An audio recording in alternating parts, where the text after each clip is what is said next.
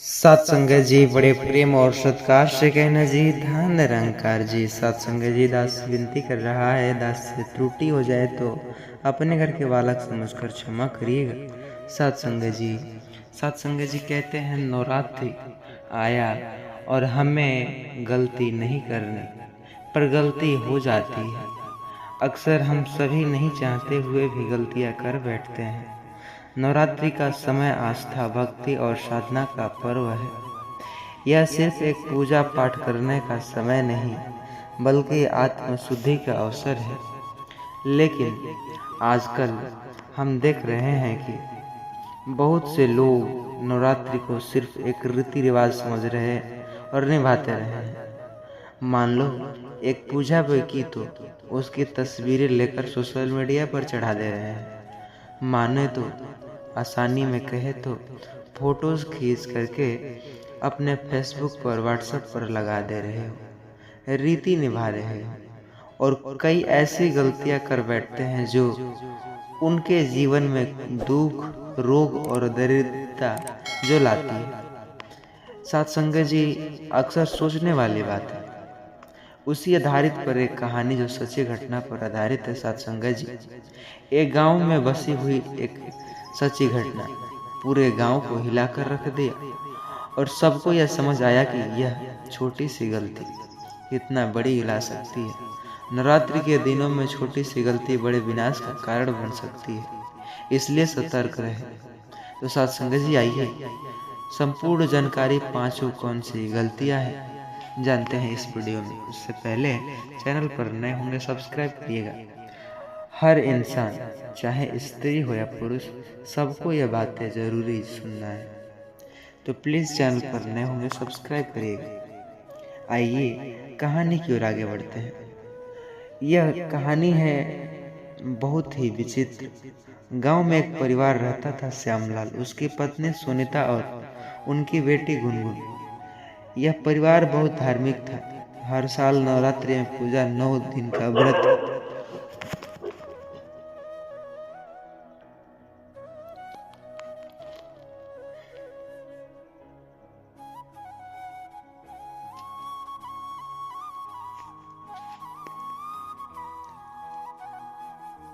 यह परिवार बहुत धार्मिक था। हर साल नवरात्रि में पूरे 9 दिन का व्रत रखते, माता की चौकी सजाते और पूरी गांव को कन्या भोज कराते। लेकिन साल 2025 की नवरात्रि में कुछ ऐसा होगा जिसकी आपने कल्पना भी नहीं की होगी। इस परिवार को हिला कर रख दिया, सोचने पर मजबूर कर दिया। नवरात्रि के पहले दिन सुनीता ने पड़ोसन से झूठ बोलने की लत लगा ली। उसने व्रत रखा जबकि उसने सुबह चाय पी ली थी। रात की तबीयत अचानक बिगड़ गई, उसे तेज बुखार आया, पर दिखावे के लिए उसने व्रत रखा। पूरा परिवार यह सुना तो डर उठा।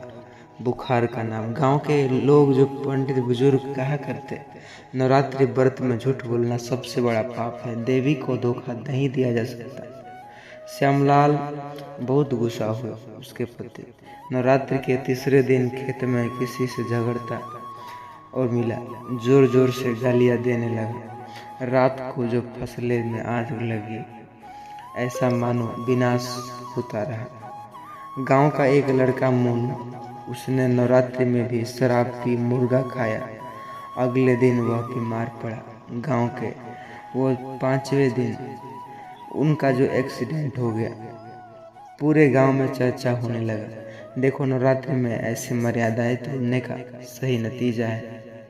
नवरात्रि के 7वें दिन गुनगुन ने 2 कन्याओं को भोजन कराया, लेकिन बाकी कन्याओं को डांटकर भगा डाला। अब बात उठती है कि ये सब दिखावे के लिए हो रही है। अपने मित्रों को खिला करके जिसको ज़रूरत है उसे खदेड़ दे रहे हो, जिसको कपड़े की ज़रूरत है उसे कपड़े तक नहीं दे रहे हो। रात को जब घर में अजीब अजीब आवाज़ें आने लगी, माँ सुनीता अपने बच्चों को देखती, सपना दिखा के दुर्गा कह रही है, बेटी कन्या रूप में आई हूँ, मैं तुम्हारी अपमान किया। सुबह पूरे परिवार ने कन्याओं से माफ़ी मांगी और पूरी जो भोज कन्या ग्रहण किया, तब जाकर के सब शांति मिला। नवरात्रि के अंतिम दिन श्यामलाल मोबाइल पर बिजी रहा। माता की असली आरती चल रही थी, लेकिन उसका ध्यान बिजनेस में लगा था। कहीं मेरी बिजनेस में घाटा न हो जाए। अचानक मंदिर का दिया बुझा। सब डर गए, क्या हो गया? पंडित जी बोले, अगर पूजा में कोई मन स्थिर न करके इधर उधर दौड़ाता है तो यही होता है। यह सबसे बड़ी गलती है।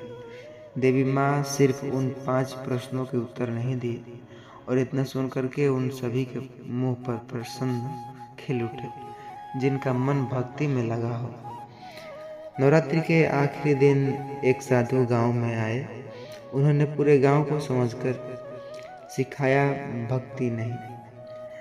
भक्ति सिखाना नहीं, व्रत शरीर को भूखा रखने का नाम, बल्कि मन को पवित्र रखने का नाम। अगर नवरात्रि में झूठ, क्रोध, मांसाहार, कन्या अपमान और मन भटकाव किया जाए तो यह समझ ले कि विनाश तय है। सामने कपट चल रही है। यह कपट ही विनाश लाता है। साधु ने बोले, सच्चा निरंकार वही है जो ईश्वर को हर जगह देखता है, हर वस्तु में, हर सभी में। जब तुम व्रत करते हो तो समझो कि तुम अपने अंदर के अहंकार को मार रहे हो।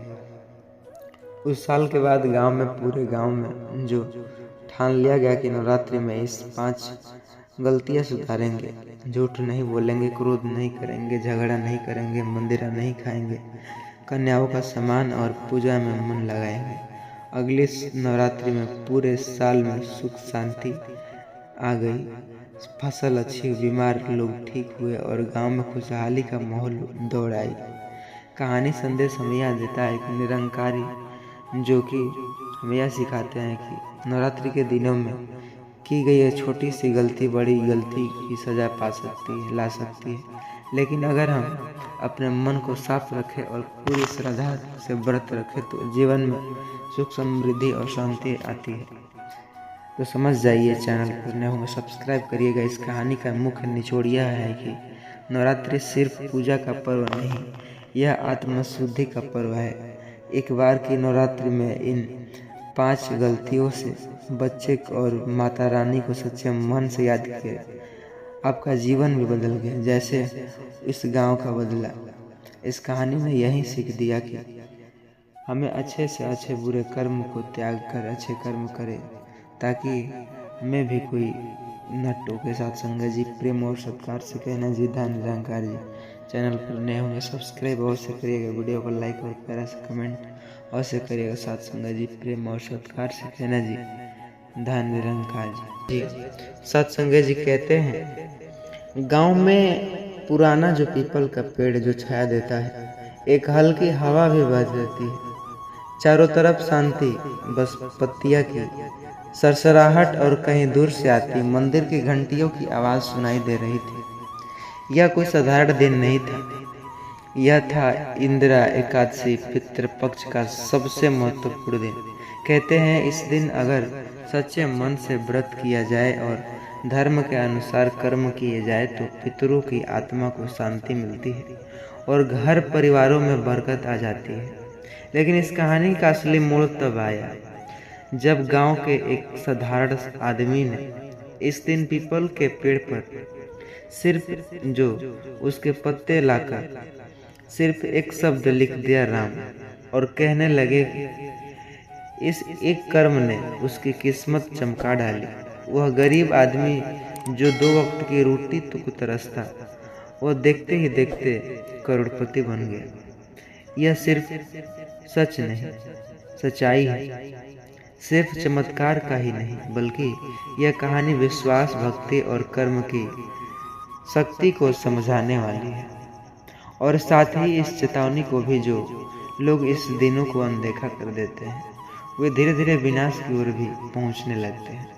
सत्संग जी, आइए बिना देरी किए आपकी कहानी की ओर ले चलता हूँ, जिस कहानी को सच पर आधारित जो सत्संग जी हर किसी के साथ ये घटना घटता है।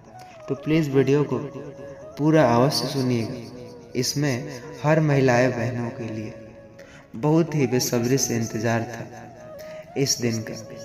क्योंकि ऐसे एक पीपल के पत्ते पर राम लिख देना कितना चमत्कारी लग सकता है, आप यकीन भी नहीं कर सकते हैं। पर कैसे, क्या सच है क्या झूठ, आइए बाबा हरदेव सिंह जी द्वारा समझते हैं सच्चाई को। उससे पहले चैनल पर नए होंगे सब्सक्राइब करिएगा। सत्संग जी, गांव का एक गरीब किसान था, रामनिवास। नाम तो बहुत सुंदर, लेकिन जीवन दुखों से भरा था। घर में चारों तरफ बीमारियां, माँ बीमार, बच्चे बीमार, और कमा हुआ अकेला था। खेत थे, लेकिन बारिश धोखा दे गई, फसल सूखने लगी, कर्ज बढ़ता जा रहा था। उसके घर में रोज झगड़ा होता। रामनिवास, बच्चे भूखे, कुछ इंतजाम करो। उसकी पत्नी रोती हुई कहती, रामनिवास के पास कोई जो इंतजाम कुछ तो करो। नहीं तो पत्नी रोती हुई कहती है। रामनिवास के पास कोई जवाब नहीं था, तो वह चुपचाप बाहर निकलता है और गांव के पीपल के पेड़ के पास जाकर बैठ जाता है। इंदिरा के दिन, एक दिन पहले, वहीं पीपल के नीचे एक अजीब सा साधु जो बैठे, लंबी दाढ़ी चमकाते हुए आंखों और चेहरों पर एक अनोखी शांति। साधु ने रामनिवास को देखा और कहा, क्यों दुखी हो पुत्र? रामनिवास तो हैरान रह गया और वो बोले, क्यों बालक, तुम किसान हो? रामनिवास, सुनो, आप जानते हैं मैं दुखी क्यों हूँ? साधु मुस्कुराए, तेरे मन में जो पीड़ा है वह मुझे सुनाई दे रही है। कल इंदिरा एकादशी है, अगर तू कल सूर्योदय से पहले स्नान करके एक दिन जो इस पीपल पर एक बार राम नाम का लिख दे और तो तेरे जीवन का सभी कष्ट दूर हो जाएंगे। रामनिवास ने डरते डरते पूछा, क्या सच में इतना आसान है क्या? साधु बोले, भक्ति आसान नहीं, सच्चाई से करनी पड़ती है। अगर तेरे मन में एक भी कपट आया तो विनाश निश्चित है। रामनिवास ने उस रात कुछ नहीं खाया। उसने ठान लिया कि वह व्रत रखेगा। जो सुबह 3 बजे उठा।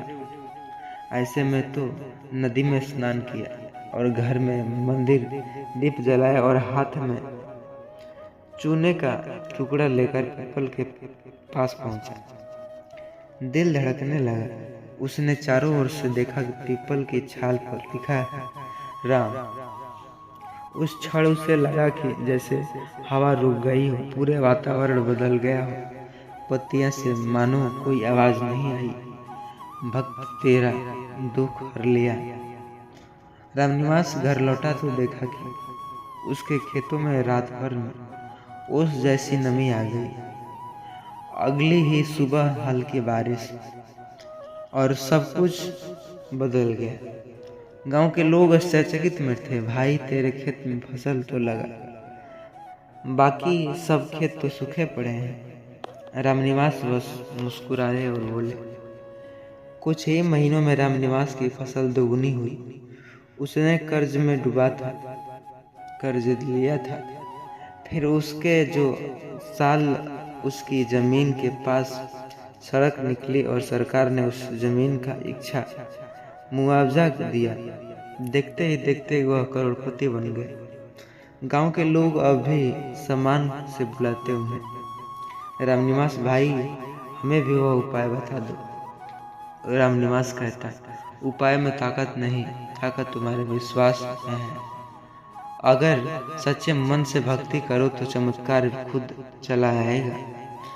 लेकिन कुछ लोगों ने मजाक उड़ाया, अरे यह सब अंधविश्वास, पेड़ पर नाम लिखने से कोई करोड़पति कैसे बन सकता है? और वहीं हर कोई सुन रहा होगा, आप भी समझ रहे होंगे, लेकिन सच क्या है आइए सुनते हैं। धीरे धीरे बर्बादी हुई।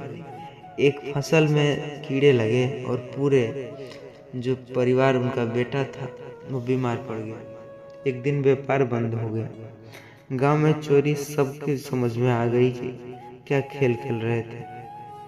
सत्संग जी, इस प्रकार निरंकारी विचार ईश्वर कहते हैं कि और हर जगह पाते हैं। जब हम पीपल के पेड़ पर राम लिखते हैं तो हम अपने मन की जिंदगी मिटाते हैं। कहते हैं चलो इनसे भी तो अच्छा अब पुण्य जैसे एक मान लीजिए तो एक कलंक बन गया। मानो एक राम लिखना पत्ते पर कलंक था, बाकी कर्म कराने का सही। अपने मन में डर उत्पन्न हुआ कि अरे मुझे तो मेहनत करने चाहिए, तभी तो कुछ पैसे मिलेंगे। मैंने राम लिखा था, मैं जरूर मतलब विश्वास था। लालच और क्रोध को दूर करते हुए असली धन यही था। दूर जो लोग इन खास दिनों पर सच्चे मन से व्रत रखते, वे अपने पितरों का उद्धार करते नहीं, और जिनका पितर समान नहीं होते, उनके घर में जो धन धान्य की वर्षा होती है। गांव के सारे लोग अब इंदिरा गांधी को व्रत लेकर पूरा आश्चर्यचकित में पड़े। गांव सुबह सुबह पीपल के पास आते और राम का नाम लिखते चले जाते, दीपक जलाते। गांव में कोई सुख शांति तो नहीं लौटी, कोई बीमार नहीं पड़ा, कोई भूखा नहीं रहा। इस कहानी का संदेश यह है कि यदि कोई जादू नहीं या कोई भक्ति और विश्वास की ताकत नहीं, जब इंसान सच्चे मन से प्रभु को याद दिलाता है तो उसकी किस्मत बदल सकती है। अगर आप यह कहानी कहीं देख रहे हैं तो समझिए कि यह संयोग नहीं, यह एक इंदिरा जो एकादशी, एक व्रत पितरों के लिए तर्पण और वस्तु सुबह सुबह पीपल के पेड़ पर राम लिखना बहुत ही शुभ है। लेकिन याद रखिए, कपट मत करना, यह काम सिर्फ सच्चे मन से करना जरूरत हो तब। अब साथ संगत जी, निष्कर्ष यह निकलता है कहानी से कि लोग इस संदेश को अनदेखा कर देंगे। हालांकि ये नहीं कहेंगे कि मैं इनसे व्हाट्सएप के जरिए लोगों तक पहुंचाएं, क्योंकि उनका भी जीवन दुख और कष्ट से भरा है।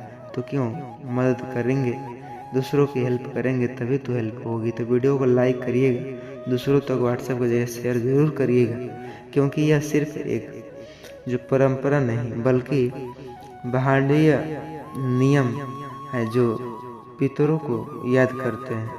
याद रखना मार्ग शौक बलिया। साथ संगत जी, आशा करते हैं चैनल पर नए होंगे सब्सक्राइब करिएगा, वीडियो को लाइक और प्यारा सा कमेंट अवश्य करिएगा। साथ संगत जी, प्रेम और सत्कार से कहना जी, धन निरंकार जी। संगत जी, साथ संगत जी, अक्सर 2025 में नवरात्र इस बार बेहद ही शुभ संयोग में आ रही है। कहा जाता है कि इस जो नवरात्रि है, ऐसा पर्व लेकर आया है जो आपने यकीन नहीं किया होगा। बेहद हर कोई नवरात्रि मनाता है।